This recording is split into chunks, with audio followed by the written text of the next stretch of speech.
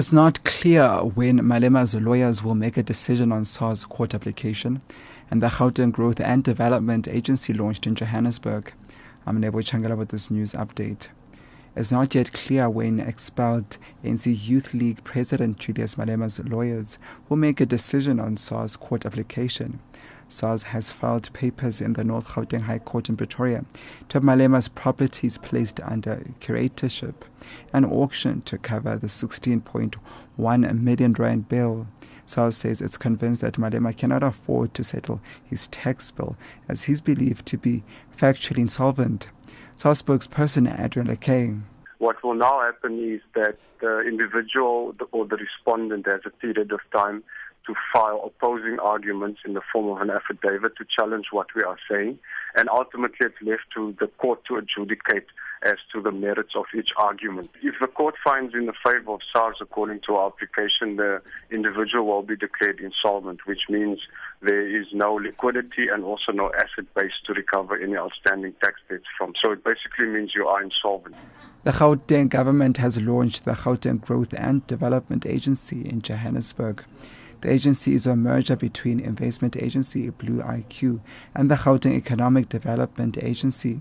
It aims to strengthen the position of the province as South Africa's biggest economy and destination of choice for foreign direct investment and trade. Acting CEO of the GGDA, Sphiwe Gwenya, says the new agency will drive job creation and facilitate domestic and foreign investment in Gauteng.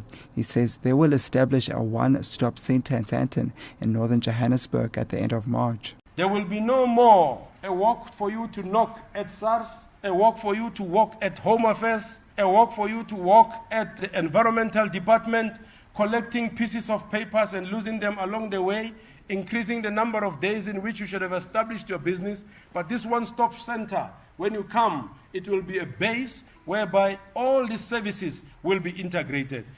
A political activist, Amina Kachalia, has been remembered as a champion of women's rights. The ANC has praised her for the active role she played during the liberation struggle.